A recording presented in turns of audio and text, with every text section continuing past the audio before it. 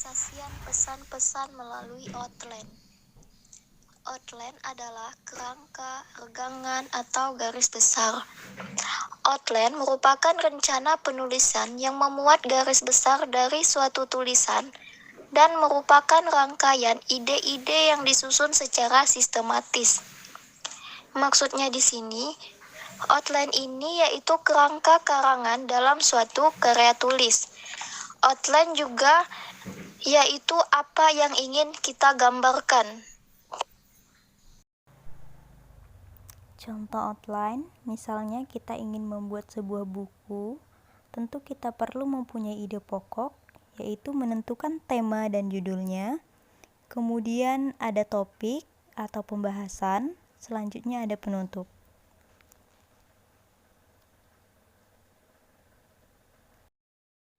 Pengorganisasian pesan-pesan yang baik melalui outline dapat dilakukan dengan cara yang pertama, yaitu mendefinisikan dan mengelompokkan ide.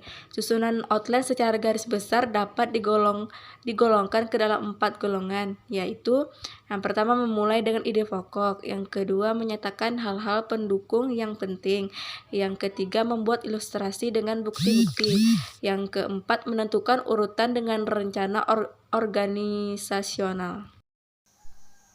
Secara garis besar, terdapat 4 jenis pesan yang dapat disampaikan, yaitu yang pertama direct request. Direct request atau permintaan langsung adalah suatu pesan yang penyampaiannya langsung pada poin yang dituju. Ini maksudnya, direct request adalah seorang komunikator menyampaikan maksud dan tujuannya secara langsung pada inti kepada komunikan. Yang kedua, good news atau goodwill. Pesan ini biasanya disebut dengan pesan rutin, yaitu pesan atau informasi yang disampaikan secara rutin dan merupakan bagian dari bisnis tetap. Dan pesan good news atau goodwill ini biasanya menimbulkan reaksi positif kepada penerimanya. Yang ketiga, bad news, yaitu adalah pesan-pesan yang tidak menyenangkan dan berpotensi menimbulkan kekecewaan. Maksudnya, pesan yang disampaikan oleh komunikator akan menimbulkan rasa kecewa, sedih, dan lain sebagainya terhadap komunikan. Yang keempat, pesan persuasif adalah yang bertujuan untuk membujuk. Ini artinya seorang komunikator memberikan pesan atau berita yang bermaksud untuk membujuk para komunikannya.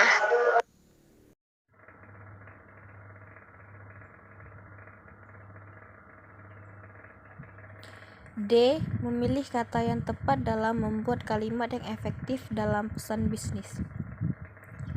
Memilih kata yang tepat dalam pesan bisnis sangat penting agar membuat kalimat yang efektif dan menghindari penggunaan kata asing yang sulit dimengerti oleh komunikan. Untuk membuat kalimat yang efektif, maka perlu memperhatikan beberapa hal dalam memilih kata, yaitu pertama, pilihlah kata yang sudah familiar. Yang kedua, pilihlah kata-kata yang singkat. Yang ketiga, hindari kata-kata yang bermakna ganda. Keempat, penekanan atau penonjolan. Yang kelima, paralelisme. Keenam, kevariasian dalam kalimat. Ketujuh, penalaran.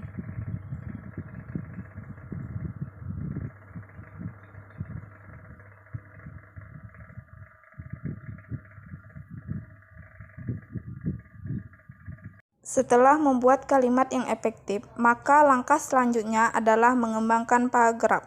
Ada 2 pendekatan untuk mengembangkan suatu paragraf, yaitu pendekatan induktif dan pendekatan deduktif. Pendekatan induktif dimulai dengan berbagai alasan terlebih dahulu, baru dibuat kesimpulan. Sedangkan deduktif dimulai dari kesimpulan, baru diikuti dengan alasan-alasannya. Cara-cara pengembangan paragraf. Yang pertama yaitu ilustrasi. Untuk mengembangkan suatu paragraf dapat digunakan suatu ilustrasi yang dapat memberikan gambaran terhadap ide atau gagasan umum. Yang kedua yaitu ada namanya perbandingan atau persamaan dan perbedaan. Selain melalui ilustrasi, untuk mengembangkan paragraf dapat pula dilakukan dengan cara membandingkan persamaan maupun perbedaan terhadap suatu pemikiran dengan pemikiran yang lain. Yang ketiga yaitu pembahasan sebab akibat. Untuk mengembangkan paragraf dapat pula dilakukan dengan memberikan penjelasan sebab akibat untuk memberikan arah yang jelas terhadap suatu pokok bahasan tertentu. Yang keempat yaitu klasifikasi. Klasifikasi digunakan untuk mempermudah pemahaman paragraf bagi pengirim pesan dan penerima pesan. Selain itu, agar suatu topik bahasan menjadi lebih terarah atau terfokus. Dan yang terakhir yaitu pembahasan pemecahan masalah. Untuk memberikan latihan analitis yang sangat diperlukan bagi seseorang dalam pengembalian keputusan-keputusan penting bagi suatu organisasi, paragraf harus merupakan kesatuan ide atau gagasan yang utuh, menggunakan kata-kata transisi, kata ganti atau kata kunci sebagai penghubung antara kalimat yang satu dengan yang lainnya, dan jelas.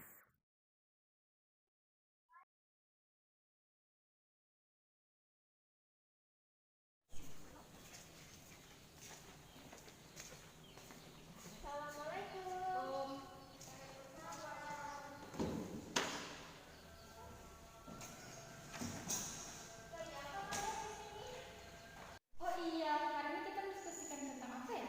Tentang organisasi yang pesan-pesan di sini. Iya, ya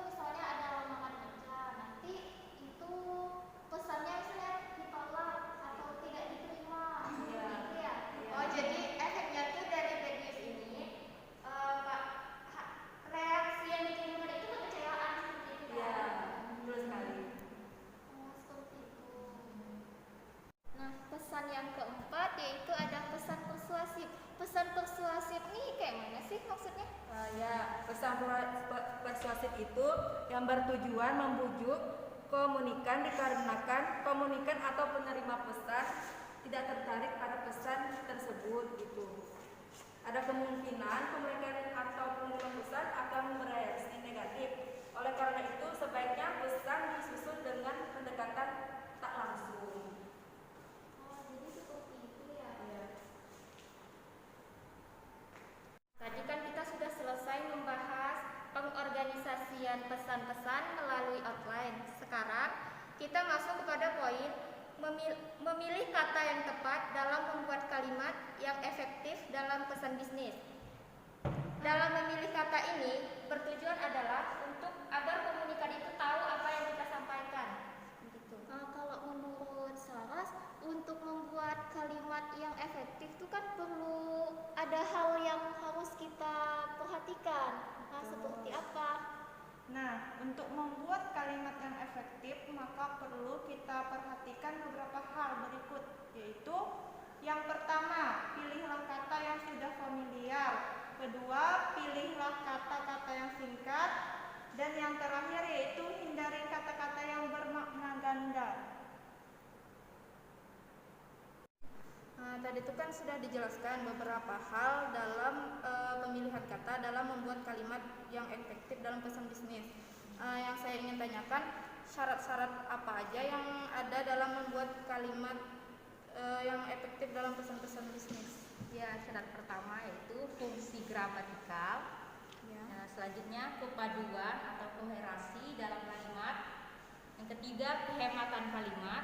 Yang keempat, penekanan atau penonjolan. Yang kelima, paralelisme. Yang keenam, kevariasian dalam kalimat. Selanjutnya, penalaran. Nah, itu syaratnya. Penalaran ya, yang pengen tujuh. Penalarannya seperti apa kalau dalam pesan bisnis ini? Penalaran ini berarti mengembangkan pikiran, logis, dan beberapa fakta. Jadi dalam kalimat efektif dengan penalaran yang diutamakan adalah berpikir logis sesuai dengan fakta yang ada, bukan dengan perasaan atau pengalaman. Nah, setelah syarat-syaratnya tadi tentu ada cara untuk mengembangkannya. Nah, berikut cara-cara mengembangkannya. Yang pertama itu ilustrasi. Untuk mengembangkan suatu paragraf dapat digunakan suatu ilustrasi yang dapat memberikan gambaran terhadap ide atau gagasan umum. Yang kedua yaitu perbandingan atau persamaan dan perbedaan. Selain melalui ilustrasi, untuk mengembangkan paragraf dapat pula dilakukan dengan cara membandingkan persamaan maupun perbedaan.